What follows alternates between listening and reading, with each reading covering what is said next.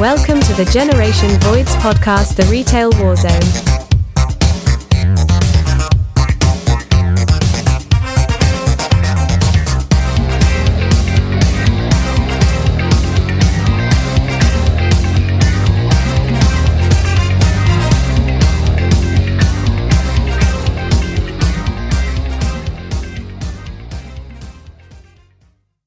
Without any further ado, our guest this evening, I've known this gentleman since high school. His name is Chris. In some circles, they know him as Hulk. Show us your guns. Go ahead. Welcome to the Gun Show, ladies and gentlemen. So, Lord. Chris and I have a little bit of history in retail. We worked together at Blockbuster Music, which is no longer in existence. I know a lot of people know about Blockbuster Video. Blockbuster Music was something else. We also worked for a red drugstore, which is where I'll tell you things that you probably shouldn't do after you turn in your notice. But you know, I can tell you something you shouldn't do after turning your notice too. And then from there, Chris went to the now defunct Eckerd Drugs. So we're going to have a lot of tales from the drug industry. So welcome, Chris. Tell us a little bit about yourself. Steve, I got to tell you, man, I've been, listening to the podcast since you started, and many times I've thought to myself, it would be great if these DMs and corporate scumbags that we talk about all the time were listening in. This would be the show that I would really want them to hear. The DMs, the RVPs, the corporate guys who make life so miserable for so many human beings. This would be the one I'd want them to kind of drop in on. Yeah, that'd be great. I'd love to have one of them on and let them, tell us how they forgot where they came from and explain why they're assholes to everybody. That'd be great. That'd be a lot of fun. And with the group of people we have that watches, that'd pretty much eat everybody alive. So. Yeah, I don't think they would survive very long. No. The group of folks that we have, that'd be rough. They might want to quit their job after that. Yeah. But yeah, and that's a large part of what we try to do is kind of get at them.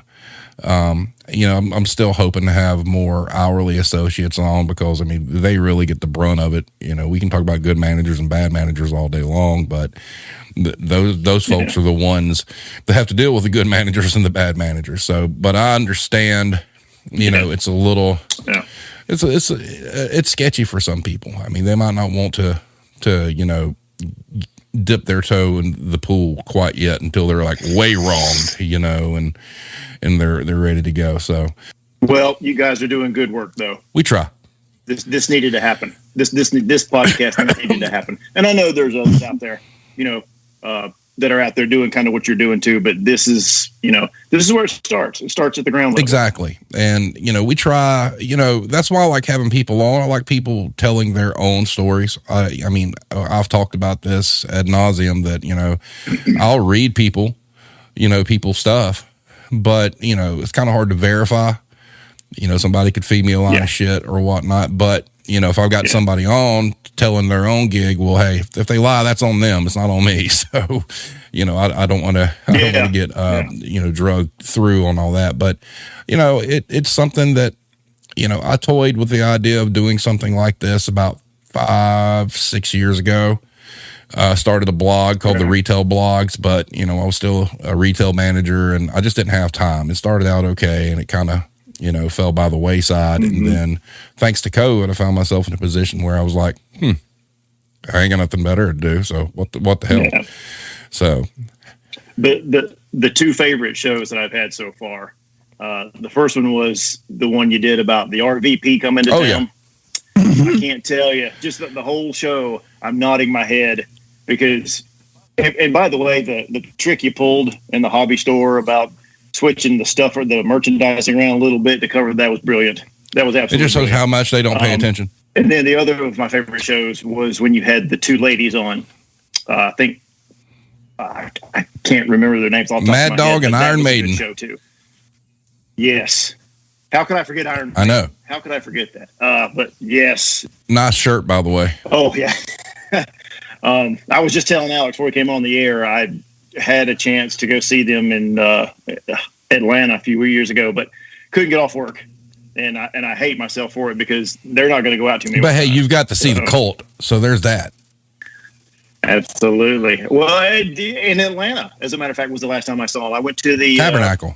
What's the Satanic Church? The Tabernacle. The concert venue. Yeah.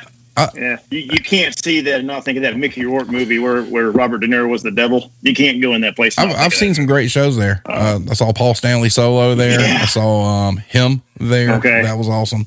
It's a great venue. So let's talk a little bit first about Blockbuster music. So for you guys who don't know, Blockbuster decided, hey, we're going to open up a music store. And here in South Carolina, where it was located, Chris, I don't know if you remember. So we were located on Haywood Road, and within walking distance was the mall that had a Blockbuster music in there as well. And it was like, we were literally 30 feet from our competition, and it was and it was just insane. It was like, why do you even do that? We had probably one of the most weaselly district managers I've ever met in my life. Which I don't know. At the time we were there, No Limit Records. You remember, Chris? No Limit Records. There was a new release every week from Master P's camp. And people would just show up, and it was all garbage. I mean, it was terrible. And but our prices were higher than everybody else's. And we sold books. You remember that shit? We had that whole book section in the back. I do. And it was like, do you remember when those guys, the records were coming out as they showed up on WCW television? Do you remember that? And they got into the pro wrestling thing was going on at the same time they were releasing all those records. Where we got all the soundtracks? Yes. Now, the cool thing about working there was the fact that you were working in, the music business, basically, and you could get a hold of, like, your different reps from, like, Sony and BMI and all these other different record companies, and you could ask for, like, free copies. And it's cool because, Chris, I still have somewhere in a box my promo copy of Kiss Carnival of Souls, and on the front of it, embossed in gold, says "Not for resale." Promo copy. So that was cool shit. And but to speak, was that the first time that we saw Tommy Thayer dressed as Ace Frehley, and we were like, that's not Ace Frehley. No, that was well after that. Well after that. Was it after? Yeah, Carnival of Souls was their last non-makeup record, and it was right right before the reunion. So okay, I've got Tommy Thayer on the brain. Okay, that's sad. But speaking of wrestling, so we sold tickets, and we were a Ticketmaster venue. Now, Chris, I was about to say Blockbuster video or Blockbuster music. Yes, we were a Ticketmaster vendor. Alex, what was Blockbuster music? I've only known of going to Blockbuster for renting games. Steve refers to Blockbuster music as Blockbuster music. I refer to that period in my life as how I learned to hate Ticketmaster. Okay. Alex, Blockbuster music literally was like, if you imagine FYE without like all the pop culture stuff, and it was just selling music. That's why Blockbuster music was a chain of stores that was it was a music store. Sold CDs, cassettes, the whole 9 yards. But Ticketmaster. Now, Chris, I don't know if you ever had this experience. You had these guys that were ticket scalpers, and they would come in first thing in the morning, like on big concert ticket release days. And I'll never forget, there was Elton John was coming to Charlotte, and it was a really big deal. But for some reason, nobody showed up to Blockbuster that day to buy tickets. But this one dude, he gets there before the store opens. I let him in, and he could tell you exactly what to punch into the computer to get exactly what seats he wanted. I sat here with this guy for 30 minutes doing all these tickets, right? So I get this guy all these tickets, and then he pays, and then he hands me $200 cash. Like, thanks. I'm like, oh, well, that's nice. But were you there? You didn't get to participate in the Nitro thing, did you? No. I don't know if you remember, I was working 2 jobs back then. Okay. I had a daytime gig, and then I would come and work for you at night. Basically, from So Alex, you'll love this. So Ticketmaster, when you figure out how to use the computer, you've got your on sale dates and you got your on sale times. So there's a certain time where the tickets kick in and you can actually punch them in and get them to customers. So this was a Monday night Nitro in Charlotte. All right. And so me and some of the boys, we decided we want tickets. And if you did it fast enough, and I was able to pull this off, I think there were 5 or 6 of us that went. I was able to get the first 6 tickets out of the batch as we were rolling live. And those 6 tickets happened to be on the aisleway where the wrestlers walked down. So nice. I printed out those tickets, put them over to the side, and then went through and sold to everybody or whatnot. And then after the tickets sale was over and everybody left, we pulled our money to get together and paid for them. But that Nitro was the first Nitro that Bret Hart was on. After the Montreal Screwjob? Well, no, he showed up, I believe, to Starrcade first. And okay. No, yeah, because he did show up to WCW first, and that's what resulted in the Montreal Screwjob. No. Montreal Screwjob is why he came to WCW. So, but anyway, he showed up at the pay-per-view for Sting versus Hogan, and then there was a Monday Night Nitro in Charlotte a few weeks later, and that was Bret Hart's first Nitro debut, and that was crazy. Absolutely crazy. Yeah. I didn't really have a lot of weird shit happen at Blockbuster. Did you, Chris? Just a lot of theft. Oh yeah, a lot of people doing the dine and dash, especially on the Master P records. Oh Lord. And you felt bad because you had to keep the shit locked up behind the behind the counter. But it was walking out on us. It was walking out on us. I do remember the most painful thing I ever had to go through. There was a midnight release for Garth Brooks' Sevens, and they had us cater and barbecue for a midnight release sale for a fucking Garth Brooks record. And then Garth Brooks was coming to Charlotte. And this is the longest line I've ever seen anywhere in my life, to be honest with you. So tickets go on sale for Garth Brooks to come to Charlotte. And the line was practically down Haywood Road of people standing in line to buy these tickets.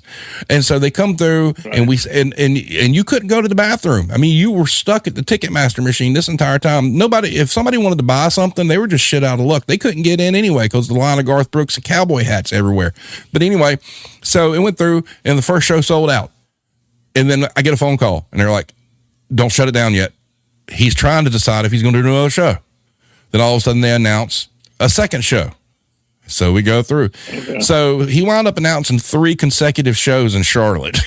And so we did this ticket thing. And listen, Amy, but that was the largest pile of money I've ever had sitting in front of me because Ticketmaster was all cash. You couldn't pay with cards. And so after these Garth Brooks tickets went on sale, I had to go back to my pissed little office. You remember that? It was like a closet in the back of the store. Do you remember that? How big the office was? It wasn't that big.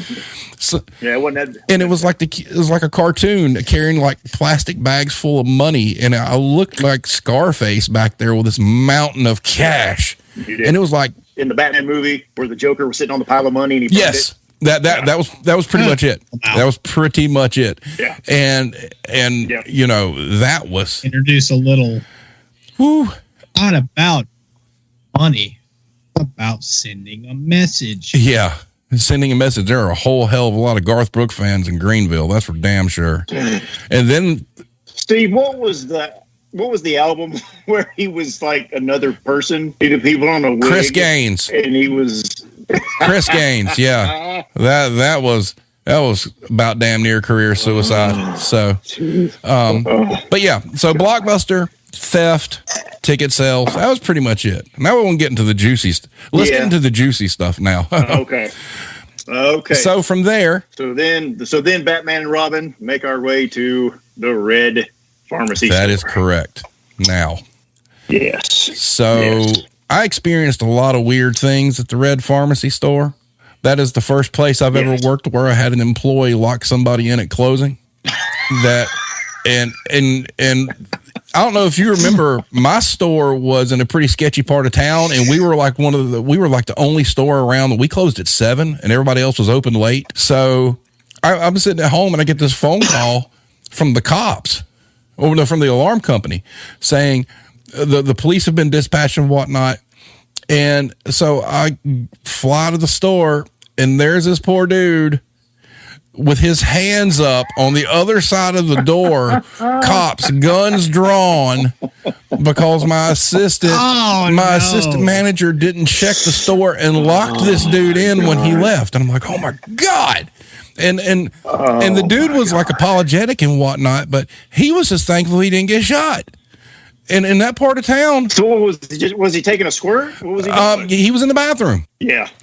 And actually, on one of our first episodes, when we were talking about crazy stuff, when I was talking about the old woman who exploded the bathroom, and there, that was at that store. That was at the Red Drugstore. So the Red Drugstore, we had a district manager, and we will call him Jack the Blumpkin King. Okay, but you're forgetting the best part of that story. What? Do you remember who he replaced? Do you remember the guy who actually hired us? And he was stooping half the pharmacists and half the female managers. Remember that? Who? V was? But yeah. Oh yeah. Oh wow. Oh yeah. There was some scandalous shit that went down in this place. Let me tell you. Absolutely. So. And then V leaves, and we get the scumbag. Of the century. So Jack the Blumpkin King was he portrayed himself to be devout Jewish faith, right? And and here's the funny thing is he had about as much business being a DM as I have, running the government. I mean, just useless. And so he would come in and he would make these ridiculous demands, and the guy and when you shook his hands were soft. You know what that means? He had no calluses. He never worked. All right. So is that what well, after we found out what he was doing later, I don't think that's what that meant at all. But anyway, so this dude, my run there was not all that great because the leadership was terrible. Payroll was awful. I mean, I was in a bad part of town. There was a lot of theft. We had people break into the pharmacy and shit. But anyway, this guy would come in just giving people hell all the time. And I wound up doing something that I thought was funny. I had a book about witchcraft called How to Ride a Silver Broomstick. And sounds like a deal. I know, right? And so I decided to bring it to work. And I left it sitting on my desk in my office. So every time. Was this during your trench coat days? No, trench coat hadn't made it yet. That was later. Okay. That was after my dark period.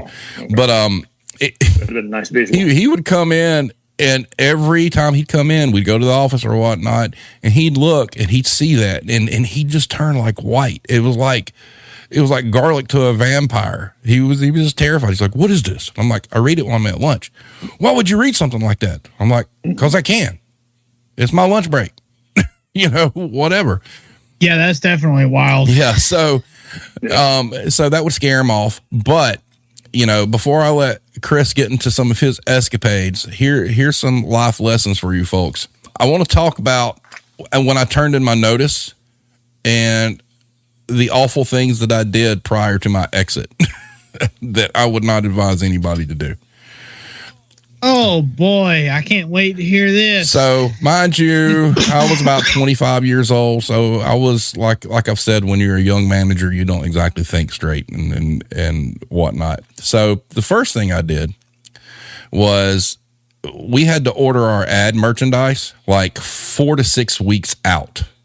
So you placed an order for all your ad merchandise and you didn't get it for another 6 weeks. Well, I decided to order enough cases of paper towels and toilet paper that it would have completely flooded and filled the entire back room. Probably. Oh, you was ahead of the time. Oh, yes. Boy, that'd be something else. So I did that. And then I decided I had a pretty good staff of people. and they work pretty hard. And this was one of those rare occasions where you could actually go into a computer system and give them a raise right there on the spot without any permission. So I gave every single employee in that building $1 an hour raise. No reviews, no nothing. Just hit the button and go, right? And I did all this like right at like the halfway part of my second week of my notice, so nobody would catch it. Yeah. And then finally, the last thing I did, my last day, Alex, I know you're familiar with like scan guns, order guns, Telzons. Mm-hmm. Well, yeah, I had a little bit of computer programming experience, and I knew how to get to the root drive, and I erased every single fucking one of them. Rendered them useless, could not be used. Hey, at least you gave the employees $1 an hour raise. Well, yeah. Well, here's the thing. Let me tell you how much of an asshole this DM was. All right, so I took over the store. All right, coming out of training, and I mean, I'd only been in the store 3 or 4 weeks, and they had like these different kind of weird things, and so because of how their bonus structure worked at the time, I got the full bonus for the manager that was before me, right? It's just how the red store worked. Sorry, I'll go back and edit that. That's just how it worked. And I'll never forget, I got called to the district manager's office, and he sits me down, and, rather than saying, hey, lucky you get this, he was just a douche and was like, you don't deserve this. This isn't your money. So don't feel good about getting this. And I'm like, I'm not the one who writes the damn policy. Why are you being a douchebag? He's probably mad because he couldn't pocket it. But he's too busy pocketing something else. So, Chris, tell us about your experience at the Red Store. They started me off as a salaried assistant manager. And I don't know if you remember at the time, there were basically two kinds of assistant managers there. There were salaried assistants who were going to whose career path was to get a store. Yep. And there was hourly assistants whose career path was to be an hourly assistant. Right. And I came in and I went through the training process, and he put me the DM that you're talking about. There was just an instant dislike. It was an immediate, there was never an argument. There was never, friction, but he didn't like me. I thought he was weird. So I became kind of the traveling salesman. I would go to troubled stores and help out for 3 months. And then when that situation was resolved, I'd go to another store for 3 months. And, all the while I'm kind of, when I'd see him sporadically, hey, any idea for me getting a store? He was putting me off, tell me what I wanted to hear. Oh, yeah, something's coming up. And kind of unlucky for him, they were coming with, Steve, did it end up being, was it 24 stores in 6-7 years? I mean, they came strong. Eckerd? No, Walgreens. Walgreens was coming, but we didn't know. Yeah, they came in swinging. Yeah. Okay, so Walgreens is coming, and there was some friction there between me and the DM on some personal issues that I probably shouldn't get into. Damn it! Yeah, I heard that. Because that'd be must-see TV. Jesus Christ! Oh. Do you want me to say it out loud? Yeah. Really? I mean, yeah. Okay. I banged his wife. Okay, that's there you go. Okay. There was a Christmas party. Respect. Drinks. Respect. Okay. Anyway, so there's that. Aside from the play, how was the play, Mrs. Lincoln? So anyway, long story short, Walgreens is coming, but we don't know it. I get a phone call out of the blue one day from the Eckerd DM. Wants to talk to me. I go, I meet him, super nice guy, straight shooter. He tells me Walgreens is coming. I need store managers because I've got people leaving for Walgreens. All my good people are leaving. I need shoes to fill these stores. And so I said, what am I looking at? And he promised me I'd come in as a salaried assistant. And he promised me if I wasn't a complete fuck up and didn't, throw anything in the ocean, that I would have my own store in a year. And as it turned out, it took 6 months. So automatically I'm dealing with a DM who's not a scumbag. That's always a bonus. Yeah. But I can tell you this, though, about the Red Store. that we're not going to. The ordering mechanism they had for inventory was light years ahead of what I had just walked into, and I didn't know that.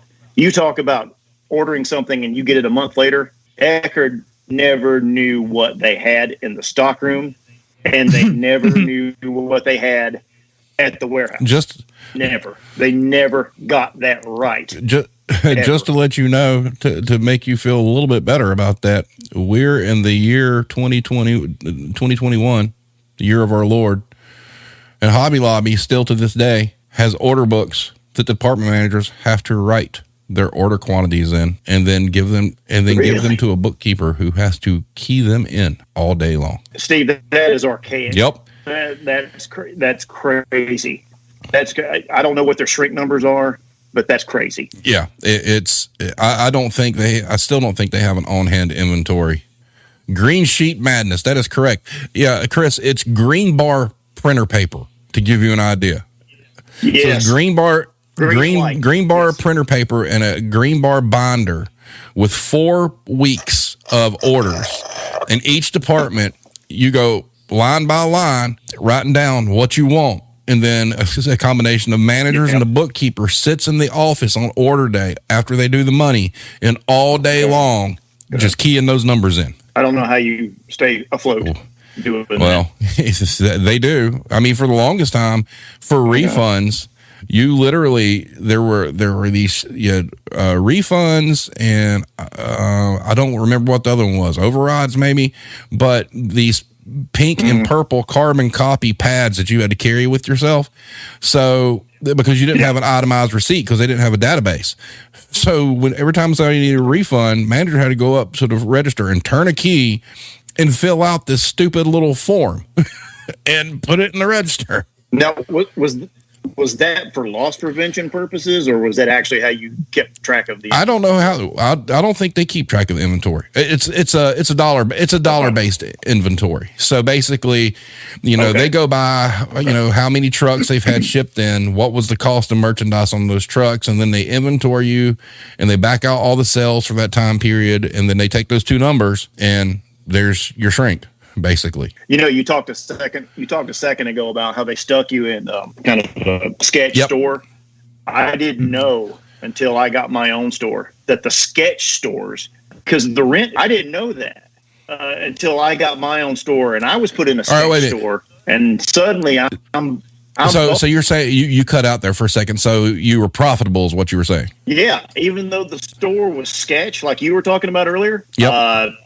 Yeah, if you look at that P&L statement, that rent, that's your big one. That's your big one on that. Yeah, and bro, I'm telling you, those sketch stores, if you're in a residential neighborhood, you're making money. Yeah, that's kind of, believe it or not, that's how Dollar Tree is. I mean, Dollar Tree doesn't, they don't have a lot of profit, as far as you're only making like a quarter on a dollar, but they make it up in volume, and when you get in areas like that are kind of sketch, where the income's low, those businesses do better because there's a perception that you get more for your money at a dollar store. You don't, right? Which is crazy. Hero asked a good question. When you were working at the sketch store for Eckerd's, did they set your shrink goal higher? Yes. Back then, the tobacco products were not behind the counter. Yep. They were actually on an aisle in the middle of the store. No one's watching it. So I had Black and Milds, just anything a 14-year-old kid would smoke to look cool walking out of my door every 5 seconds. Oh, not to mention the fact that prophylactics were never locked up back then either. Who has ever walked into a drugstore and bought the 500 count of Advil? And I know people who walk in who steal them, but I don't know anyone who's ever walked in and bought one. It's true. And you make a good point, because back then when we were doing this, not to date ourselves, there was so much more of a lack of security, condoms, KY jelly, razors, cigarettes, all this stuff. It wasn't locked down. Yep. And you go into a Dollar General in some areas now, and they got little ding doors on just the deodorant because it's so bad. And, and the irony that all the drugstores up until, really, I think in the past 5 to 8 years, I mean, you're working in a drugstore that's promoting health, and they all sold smokes. Yep. We did. I mean, that made no sense. I mean, it was great because if you were a smoker and you didn't have to go to a gas station, you just go buy a pack of cigarettes, but the fact that, you're working at a place where you got pharmacists and, promoting health, you're selling cigarettes. It makes no sense whatsoever. Yep. Cough Tell syrup. you, Steve, you had a show a few weeks ago, it might have been a couple months ago now, where you talked about that P&L statement. Yep. And bro, I'm telling you, the first time that I saw my employees were not employees, they were controllable expense. Mm-hmm. And that's how they were listed. I mean, a little bit of my soul died that day because I had truly gotten in bed with an evil corporation. These people work for me. They bust their ass for me. They're unloading trucks in the heat, and they're not people. They're controllable expense number. Exactly. And that's the sad part. And that's why I think that there's a lot of Karens and Kyles out there that they don't really understand how it works. They go into their favorite store and nobody's there to wait on them hand and foot, and they want to yell at somebody. They're yelling at the wrong people. I mean, absolutely. Look what Best Buy just did. Yep. Yeah. And laid off thousands of people. And now they're in the news complaining they can't hire anybody. Assholes, you just let go of half your staff. I mean, you're mad because you can't hire a bunch of part-time people and pay them shit. I mean, come on. Yeah. And you're right. Well, when I got to Eckerd and they gave me a store and it was in the pretty sketch part of the county, I was lucky. I was surrounded by residential. Really, it gave me enough payroll to unload my trucks and run my cash registers. Yeah. And I know people in retail who would have killed for that scenario. Mm-hmm. But I was lucky enough that he put me in a sketch store, which when, you drive up the first time, you're like, oh, no. A year later, I'm bonusing. Yeah. I mean, because of that P&L statement. Yeah. What part of town were you in at Eckerd's? Okay. My first store was, do you know where Riverside High School is in Greenville? A little. Okay. I was basically a stone's throw from Riverside High School, and I was surrounded by residential on three sides, and I had the high school a mile down the road. Right. So I was in, gosh, man, you want to make money in pharmacy retail, your pharmacy's got to be booming, and your pharmacy's not going to be booming if you're in a commercial part of town. No. And I was not. So I was booming, and I had no complaints until the DM I told you who hired me, who was a straight up guy. Yeah. He went to Walgreens. Oh, wow. We got a new DM, and he was the worse than the man we were talking about a minute ago, worse than him. Wow. He actually is the one who he ran me out. I lasted 5 years. But I was so burnt out by the time that I left, Steve. It was, but it was because of him. I'll just briefly, the first thing that this guy did when he came in, he did two things right off the bat. First thing he did was he cut everybody's payroll across the board. Didn't matter if you were high volume store, low volume store, he cut everyone's payroll. Second thing he did was he eliminated all of the salaried assistants. Oh, wow. Every assistant became hourly, which from this business, that's like taking a billboard up off the interstate and saying, hey, store manager, you're about to live your life in your store. That is correct. And a lot of businesses are moving towards that right now. Well, they did it back then. And bro, I'm telling you, it killed morale. It absolutely, across the district. Now no one has the payroll to unload their trucks and keep their registers running. I mean, that's essentially what he did. And I'm sure it made a ton of money. I don't know if it's as nice as the Sears office in Chicago, but it made somebody some money. Oh, yeah. Irish Connection asks, what was worse, big box or red pharma? Were the customers/managers much different? In my experience, it really isn't about the business, to be honest with you. It's about the leadership that's in place. You could work at, a dollar store and have great leadership and it be a decent job. customers are going to be bad all the way across the board. I would say in the pharmacy business, you get much more heated complaints from people, and some of them are valid because you're dealing with pharmacists who are tasked with providing them a health service and in essence are responsible for the well-being of their patients that are there, getting stuff. And this is another thing too. You want to talk about people not having a life and not working. Yeah. I mean, no work-life balance. Back then, our pharmacists, Chris, you remember this, they would work open to close every single day. They would get 30 minutes for lunch. They weren't allowed to leave the building. And yeah, they made good money, but there were several that if you talk to them and you figure out how many hours they were working, they weren't making much more than your hourly assistant managers because they were literally there 14 hours a day and they were there sick. See, the biggest blow-ups that I ever had with customers would be on the snow days when the store had to be open, but the pharmacists didn't come. Yep. So the people within walking distance wanted their medicine. Yeah, because that was with the Red Store. What I learned was, sure, there's a pharmacy there, but those are two different divisions. The payroll for the store itself is separate than the payroll for the pharmacy. The pharmacy had a totally different district manager than the stores did. Yes. And they operated under a whole different set of rules.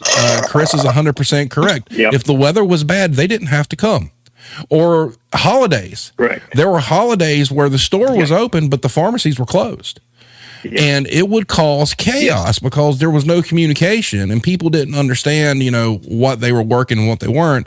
And, Hero asked, do you get customers complaining about prices of a prescription?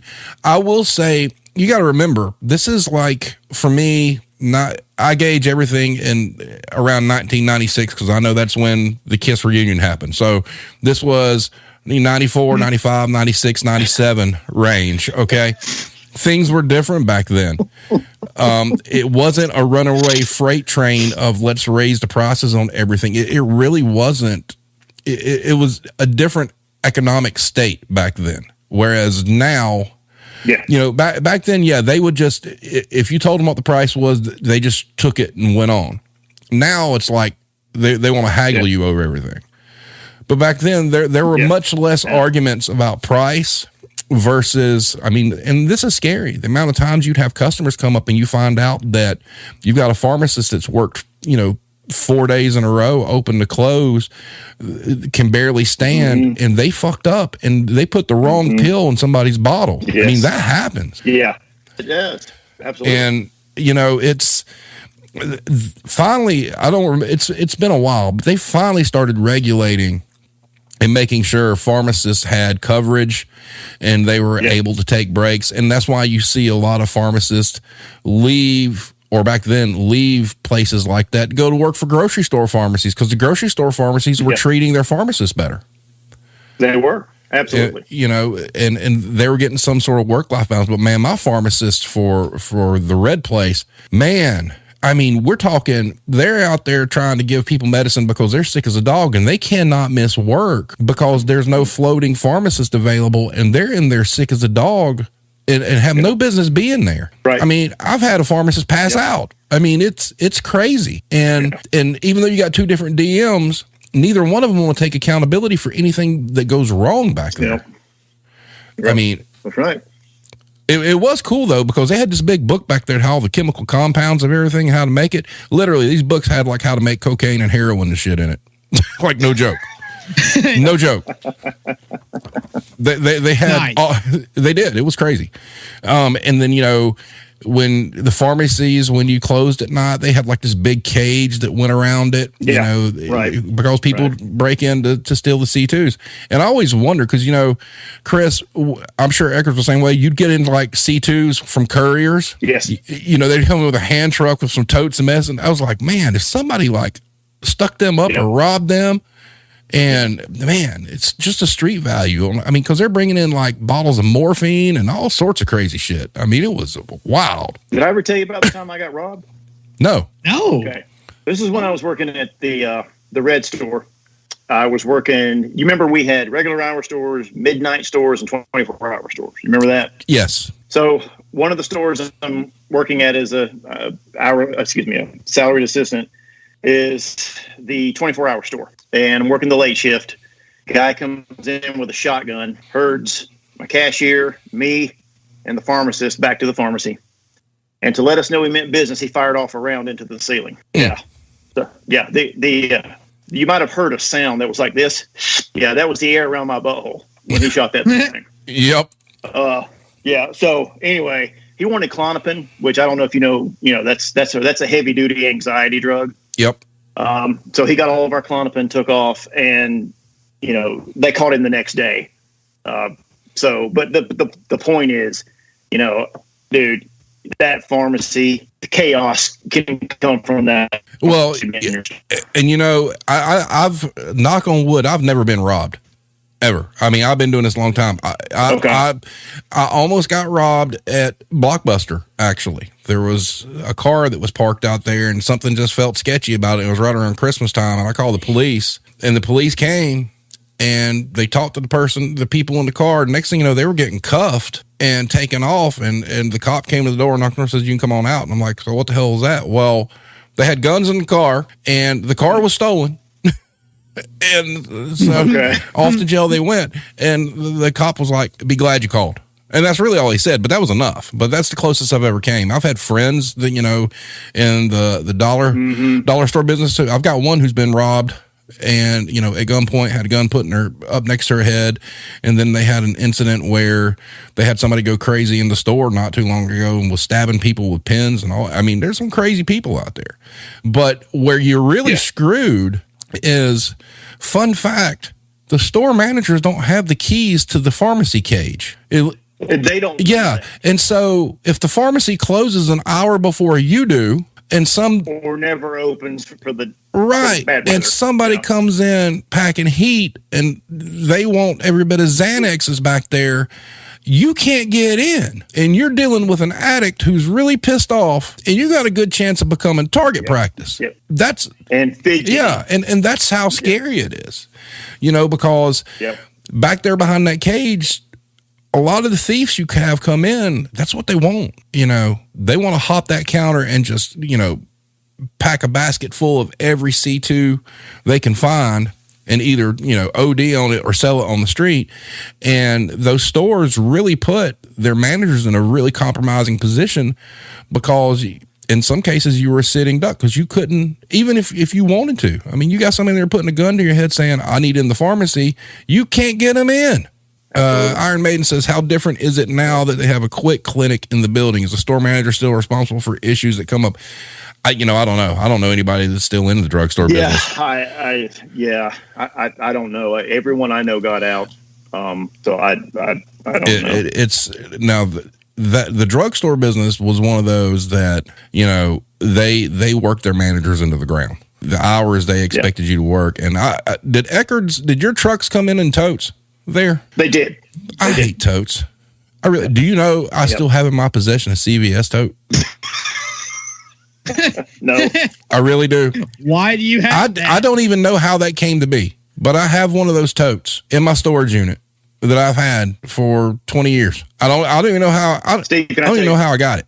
Can I tell you a funny Eckerd story? Please do. This was one of the big blow-ups that I had with the DM shortly before my exit. Do you remember when you would get on a random truck a huge cardboard box full of, I think it was Mars Brothers, but whatever, the candy bars? You would get, and you didn't order it. It wasn't even close to Halloween. You just got it. Was it a shipper? No, just. I mean, somebody at the warehouse got a deal, so every store got one of these things. Oh wow! You know what I'm talking about? Okay. So what am I going to do with all this? It's just chocolate, and what am I going to do with this? It's planogrammed items, but this is more than I would get in 6 months. And you know what I'm saying? It was just a ton. And I'm thinking, and I have just no idea what I'm going to do with it. I hate having perishable stuff in my stockroom because it goes out of date and it's just a loss. So that night I got home and I had a fight with my girlfriend. I don't even remember what it was over, but that kind of got my wheels turning a little bit in my head. So the next morning I get to work and I've got this idea now. Call my cashier over. I said, I want you to go to the back. I want you to grab every clip strip you can get a hold of. And I clip stripped that son of a bitch every 3 with candy bars that I did not want. I had chocolate going all up and down that tampon aisle, Steve. It was absolutely you wouldn't have known it was the tampon aisle. You would have thought it was a chocolate aisle. That's great, dude. That sounds. I labeled every bit of it. So 69-cent candy bars over, Steve. I sold that fucker out in a month. Well, dude, no offense to anybody, but you clip stripped them on the tampon aisle. Yes. So my DM comes in for a visit. This is the guy, me and him, we don't like each other. He's walking the aisle and he sees it. Now, I'm just about a week away from being completely sold out at this point. So he's furious. You can't do this. This is sexist. And my retort was, well, does anybody else who didn't do this still have a ton of chocolate in their stockroom? Okay. Ding, ding, ding. Yeah. Okay. So the point is, it wasn't his idea. Yep. It was my idea. And I've never thought of it as sexist. I thought it was a pretty good idea, and I ended up sold it. It didn't get tossed out of the trash can in the back and cost me money. But it was that kind of stuff, Steve, where like you really weren't managing. You were just kind of the corporate, what's the word I'm saying for? The lapdog. Prostitute. For the corporate idea. Prostitute. How just like you talked about merchandising a few months ago. I would move my merchandise around and I would move my facings so my stockroom was empty, because my philosophy was there is no cash register in the stockroom. Amen. If it's perishable, it's got to be out here where a human being can at least see it and see the price. And the tampon thing got me written up. Really? He was that. Oh my God, that's awful. I stick to my guns, and that every time I would go to someone's store and help with inventory, they had the big giant box of chocolate still sitting there going out of date, and mine was sold. I think the dude just got pissed at you for outsmarting him, to be honest. Exactly. Alex, this guy, he was just don't think, just do. I mean, corporate's telling me to tell you what to do, and that's what you're going to do, and I don't need you to think, because that's not what I'm paying you for. Oh, here's a red store story for you that flipped out Plumpkin King. So, like I said, he tried to pretend that he was overtly religious or whatnot, and it was Halloween. I built this Halloween display. They told us, build these displays, spice the place up for the holiday. And I've got a picture somewhere here of it. But anyway, it was around the time that Scream had came out.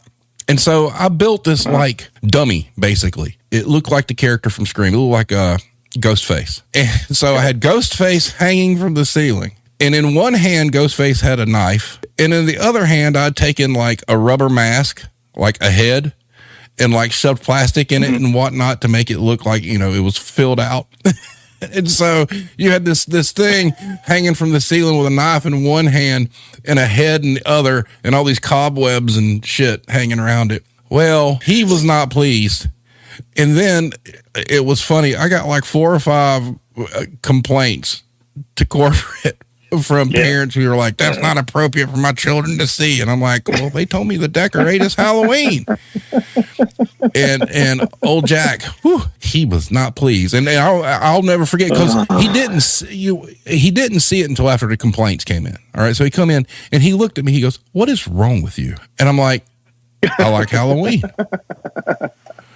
And you fast forward a few years, and I got married on Halloween. So, I mean, there's no shocker there. But yeah, I mean, that was some lunacy that went on. Now, here's something I wanted to ask you. This shows how much times have changed. Now, I remember you and a friend of ours, y'all worked at Sears, right? Yeah. Now, if I'm not mistaken, I remember having a conversation with you back then. You had went to college, and didn't you get a degree in teaching? I did. if I'm not mistaken, I think we had a conversation years ago, like around that time, where you guys decided to stay in retail because they were going to pay you more than it was to be a teacher. To be a salaried assistant manager, I was absolutely going to make more money. Yes. Man, now how times have changed. If you knew then what you knew now. Well, hey, that's fine. But hey, look, you outlived Sears. Dude, I'm the death knell for these companies. Well, I don't know. I mean, look, I'm telling you, like when I did the episode about going to the Sears corporate office, I mean, you walk in that place, you understand why they went under. It was. Oh, dude, it's like Biltmore North. It's the Biltmore House of the. That was insane. And did you ever get to go there? No, I saw pictures, but I never made the journey to Illinois. That was when they still had the Sears Tower. After the Hoffman Estates came later after that, but I would think that because was Eckerd your last retail run? You got out of it completely after this? It was. I was so burned. He burned that DM in the corporate. Just it was set up to fail. Steve, the thing that ran me off. They moved me to a brand spanking new store. I was across the street from a super Walmart with no left turn arrow to get into my parking lot. Excuse me. I had no left turn arrow to get in my parking lot. I'm in a commercial part of town, across from a super Walmart, and my rent was $38,000 a month. Good Lord. I was dead. I was dead in the water. I was absolutely dead in the water because of that P&L sheet, $38,000 a month before I paid me, pharmacist, anybody, trucks, $38,000 a month. Yeah, there was no way you were going to sink. There was no way. Well, So you can only spend so many hours there, and I was burnt. It was time to go. The drugstore industry reminds me a lot of office supply business, and here's why. Because the comparisons for me, I worked for Office Depot. I got recruited from Office Depot to go to Office Max, and I loved Office Max. At the time, Office Max was great, and I'll never forget this. I had to go to a corporate shindig and in Shaker Heights, Ohio, which is where Office Max's corporate office was at the time. It was funny. The CEO of the company's name was Michael Fuhrer. So they called him Der Fuhrer. Fun story about this. The parking lot was a huge parking lot, right? And if you were a smoker, you had to walk like 100 yards outside of the fence to smoke from it was this ridiculous distance. And the reason being was Der Fuhrer had a Jag convertible parked and somebody flipped a cigarette in his seat. So it was like, Did Der Fuhrer smoke them backwards like Nazis in movies? Did they do that? I don't know. But the arrogance of some of these people is crazy because we went to his office. I mean, he talked to us. Our first day there, we went actually into his office, and he, it was a small group of us. He shook our hands, and he was a fairly nice guy. He was a little unhinged. I've heard stories. But in his office, he had 2 baseball caps. One was an Office Depot baseball cap, and one was a company nobody had really heard of, Staples. And they both had arrows through them, pointed to the wall. Fast forward to now, Staples is pretty much running the show.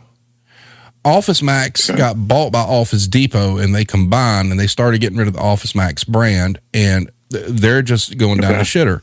So the comparison I look at is, you got to remember we had Eckerd's, Rite Aid, and I think Rite Aid is just about done. Mm-hmm. I don't think there's hardly any of those. Yeah. You got CVS, and like you said, Walgreens came on strong.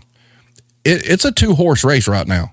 It's Walgreens and CVS, and it just shows you the amount of money that goes behind these companies, that they can completely take out an industry and monopolize it. Because I mean, like I said, Staples is pretty much they rule the roost now in office supplies, and I really feel like CVS is going to wind up being the one to run the drugstore deal. I think CVS is so entrenched with the federal government. There's no way they're going to fail.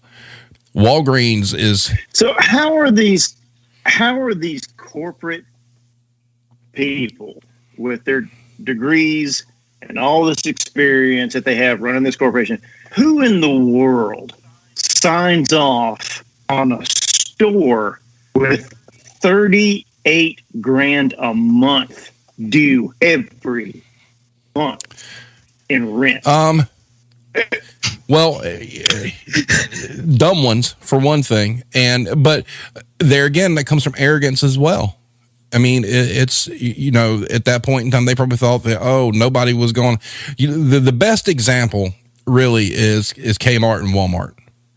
Basically, Sam Walton went to Kmart when Kmart was on top of the world and went directly to them and said, "We're coming across the street and we're going to take you out," and did. Mm-hmm.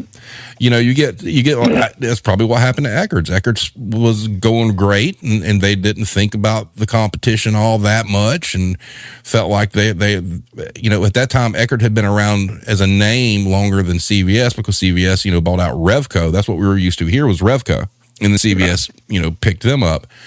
I think they just felt like, and for the most part, Eckerd stores were bigger. Any of the big Dollar Trees you see out there, you can thank Eckerd for those, because those are the buildings that Dollar Tree goes into, or these Eckerds that have shut down. And I think at the point in time, they probably thought, 38,000, yeah, that's a little high, but we'll do okay. They didn't have any foresight, to what the industry was going to be. So it's just a shame. And I don't miss the drugstore business. Iron Maiden says that she hears through the grapevine that Walgreens is having distribution issues. All the Walgreens in her area have almost no merchandise. I would say that that's probably a pretty bad sign, but we're not getting the whole truth on supply chain issues. And you're seeing a lot of bare stores everywhere. I'll be honest with you. You go into a Best Buy, they're pretty bare. You go into some of these drugstores, they're pretty bare. There was that Evergreen ship that got like jackknifed in the canal, caused some serious shipping delays. Mm-hmm. And I don't think we're being told the truth on what the actual shipping delays from China have been since COVID started. And it's affecting everything. Yeah. I mean, it's affecting everything from video game consoles, consumer electronics, paper goods. It's a thing. So it will not surprise me to see CVS pull a WWE buys out WCW move, and all of a sudden one day we find out that CVS is buying Walgreens out. It'd be a big merger. They'd have to get federal approval for that. As long as there's little guys still around, they probably won't have to. You got any good shoplifter stories, Chris? If you and your friend drive up to the store and then come into the store and act like you don't know each other, we're on to you. We know what you're doing. Pretty much. Yeah. But no, I chased a few, but at the end of the day, you don't know what kind of weapon they might have on you, and my life wasn't worth the 100 count of Advil. And we've talked about that before on the show. I mean, you bring up a beautiful point. I do not know what is wrong with these people that chase people out that are stealing. You might chase 30 people. It only takes one of those people to turn around and shoot you in the face. Yeah. And there's nothing in any of these stores that's worth it. I mean, at all. My perspective changed greatly when I had the guy put the shotgun, basically in my belly I told you earlier about getting robbed.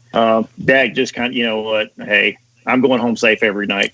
This is, they would replace me tomorrow if I did something stupid and got killed. Yeah, and that's the sad part, because you're a controllable expense as well. I'm on the P&L. Yeah, you're on the P&L sheet under that payroll line, and if payroll gets too tight and you're making too much, they'll manufacture a reason to get rid of you to hire somebody cheaper. That's what they do.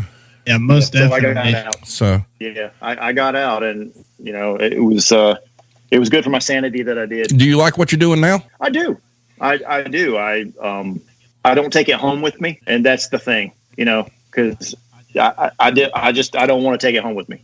I want to go to work and then home be separate. And I think that's the thing. That's the worst part about retail, especially when you're a manager. Especially managers. Absolutely. You can't leave it at the store when you go home. You're always going to get. Did you ever have a scenario where you were, let's say it was Christmas Eve, and you had condensed it to the point where, okay, going home tonight, and then all Christmas Day you're thinking about, okay, what's next? Valentine's? Okay, so I got to, and you just didn't enjoy every Christmas year.